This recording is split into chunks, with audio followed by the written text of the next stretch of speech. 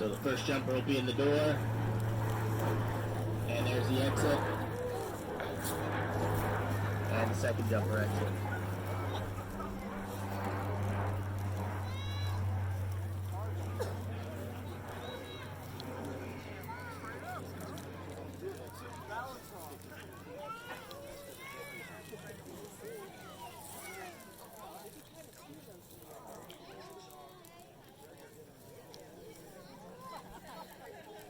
So these two parachute systems are basically falling with gravity and being pushed by the wind in whatever direction. Their counter to that is going to be, like I said, the minor toggle inputs to either face into the wind, to face half into the wind, or to face with the wind. And that's going to determine how they get to their spot. So right now they're doing minor corrections. They're probably talking to each other. And they're looking for what we call our setup point. And it's kind of a predetermined area over the trees or over our hazards that we identify from the air, and it gives us a good idea of where we want to be on our final approach into the spot. So as you can see, they're doing minor inputs to get closer to the spot.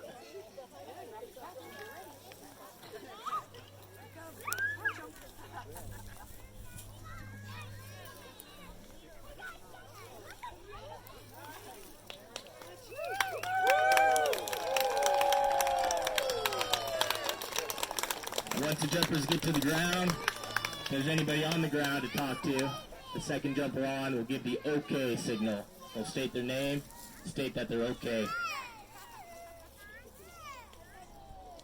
So on a live incident, not being a practice jump, our first jumper here, Leo Brett, would be our jumper in charge. And at this point, he'd be tying in with any resources on the ground. And if there are not any resources on the ground already, he would be getting his stuff ready, getting his gear together, and getting in a position to start acting on whatever incident there is. So in our case, typically it's a fire jump or a rescue jump. So at this point, he'll be gauging the situation, determining what kind of gear is going to be needed to thrown as far as cargo out of the aircraft, and he'll be making all those determinations as soon as he hits the ground. Our second jumper, Cindy in this case, would be talking to the aircraft, giving feedback on their release point, and kind of giving any wind feedback or things that we might not have seen or known from the air to help those rest of the jumpers exit, as well as she'll be talking to the aircraft direct and helping Leo tie in with any other ground resources. Making those minor toggle inputs with the wind line and trying to drift into the spot. These square parachutes are going to be flying more of your standard aviation landing pattern. They'll be evaluating the spot from 3,000 feet all the way to the ground. They'll be flying a downwind, a base, and a final leg, similar to an airplane coming into an airport. So our first jumper there, he's doing toggle turns, doing inputs to gain vertical separation from his jump partner. This allows them to have more safe working space in the air. They won't be in too close proximity to him.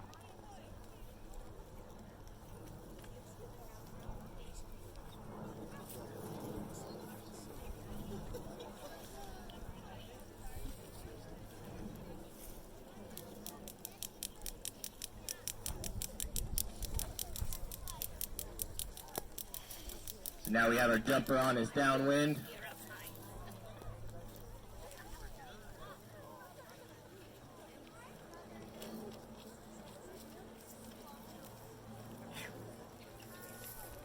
Just turned on his base leg, and he'll be setting up his final approach. When he feels like he's in a good wind line with the target, then he's going to turn final for his setup. And at this point, his goal is to lose the rest of his altitude in as stable a manner as he can, and as stable as the wind will allow, with hopes of landing into the spot.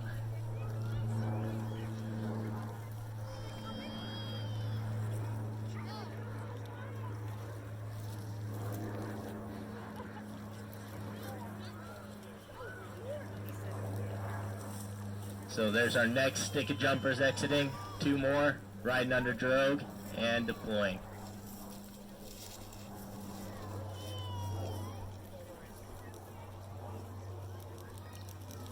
So we can see Jason Hill on final here on his CR360 Ram Air. He's just losing altitude, stabilizing the canopy, and then into his flared landing.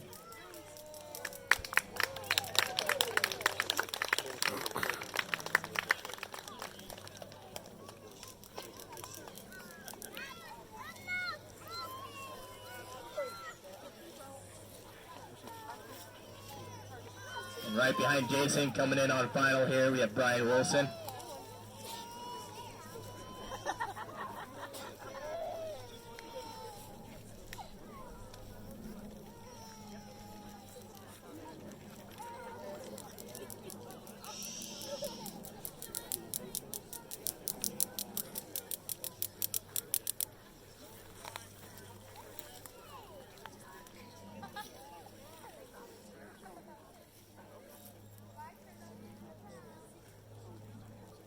Stabilizing his canopy.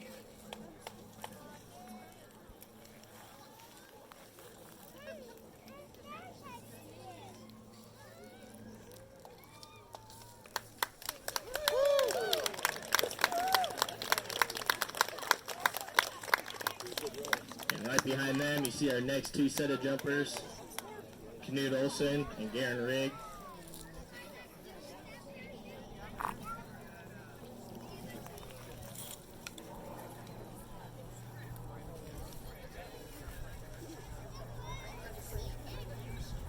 Knut stabilizing and turning final.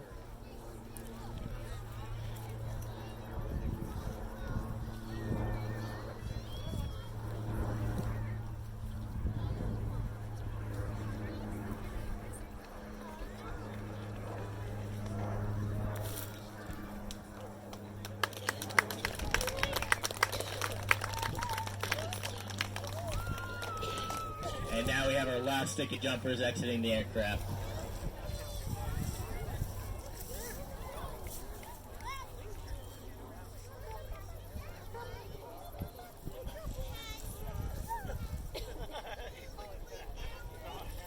So you can see Mark Duffy on his DC-7 parachute doing his bomb turns to lose altitude and gain separation from his jump partner.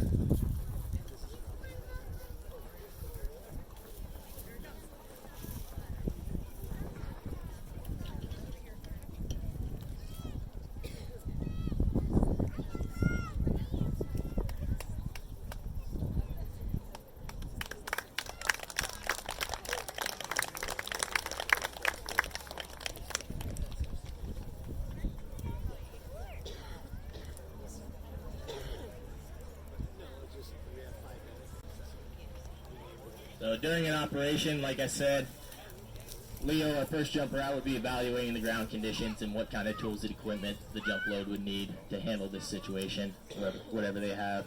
And he'll relay that information to the second jumper out, Cindy in this case, and she would talk to the aircraft after all the jumpers are exited, safe on the ground.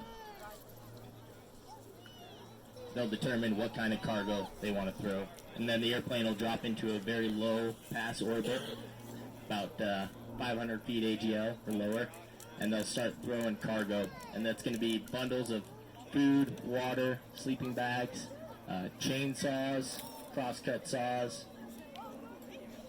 basically anything they think they might need, they can hook a parachute to and throw out.